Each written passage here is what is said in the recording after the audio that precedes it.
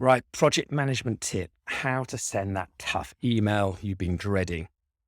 No one likes sharing bad news, whether that's a mistake that you've made, a teammate, or it's just a significant delay on the project. But it happens though. If it hasn't happened to you already, it will happen at some point. And as a project manager, you need to be ready to share the news with your project stakeholder and take responsibility. In some cases, you may want to write that email at the end of the day, send it, close the laptop, don't want to look at it again. It's the last thing you do that day and make it tomorrow's problem. But that is never a good thing because you're setting yourself up for an evening of worry and restless sleep. So the first thing you need to do, wherever possible, get the news prepared in the morning so the recipient has time to respond or speak to you. So you at least know what's going to happen while you're still at work. But even before you start to summarize the news you need to share, you need to put yourself in the recipient's shoes to help understand their situation and ask yourself questions like these. What will they think and feel when they receive this news? And based on how well you know them, what are they most likely going to want to do next? A call, a team meeting, and how will this news impact them? Do they have to share the information with others once they receive it, a manager or third party? And think about what challenges they currently have. With what you gather by asking yourself these questions, you can now think about how to help, how to help them in your response, because the news is still going to be the same, but how you present it can make a huge difference to how it's received. So for example, if you have a third party that the news will need to be shared with, or they have a third party. As one of the recommended actions and next steps in your email, you can state that you'll share that information with this team and you'll book a meeting with them to discuss. You do this because no one likes a problem without any solutions or mitigating actions or next steps. When you have to do all the work yourself, that makes it so much worse and you're likely to get a negative reaction. So by understanding their situation and immediately making their life easier, the recipient is more likely to be hopefully more positive in their response. Next, you need to think about the response you actually want. But at the same time, you need to be realistic.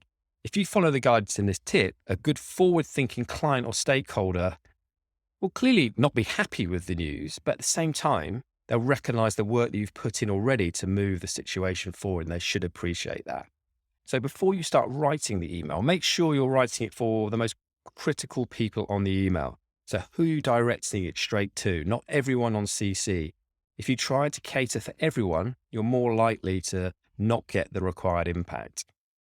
Now, you need to summarize the situation, not too long, but also not too short. But knowing your stakeholder, your client, that one person you're sending it to is really critical. So, do they like bullets? Do they actually want more detail? Like it could be a description, it could be a report attached, whatever it might be. Understand who you're sending it to. And when describing the situation, break it down into these 3 areas. So number 1 is describe the problem. Number 2 is the impact. And then number 3 is the solution and the next steps.